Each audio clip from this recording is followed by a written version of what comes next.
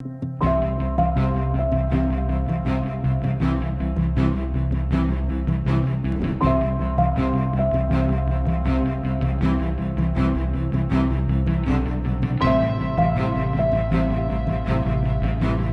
le déficit foncier, pour le comprendre, il faut comprendre le bénéfice foncier. En fait, quand vous avez des revenus d'une location nue, donc non meublée, vous allez calculer votre revenu tous les ans, vous prenez vos charges, vous prenez les revenus, vous enlevez vos charges, les intérêts de prêt, et vous avez soit un bénéfice, soit un déficit. Le déficit foncier, c'est donc ce qui sera négatif. Il est imputable jusqu'à 10 700 € sur les autres revenus, donc vos salaires par exemple, et sinon il est mis en report pendant 10 ans.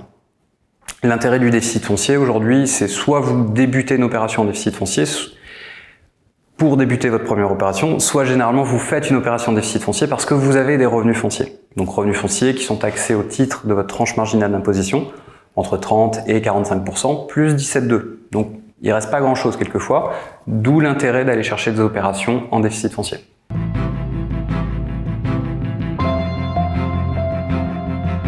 Alors le déficit foncier, un petit peu tout le monde, je dirais principalement les gens qui ont des revenus fonciers. Si vous avez du bénéfice foncier, on peut l'effacer, donc gagner l'impôt. Mais si vous souhaitez faire une opération simple d'acquisition immobilière, même si vous créez un déficit dans un premier temps, aucun souci, puisque vous pourrez profiter d'une réduction d'impôt ou vous évitez de l'impôt sur vos futurs revenus fonciers.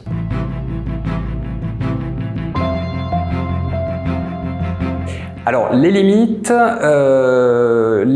elles sont elle est toute simple, c'est 10 700 € reportables sur votre assiette globale. Voilà la limite qu'on peut avoir. Le reste est réutilisable pendant 10 ans.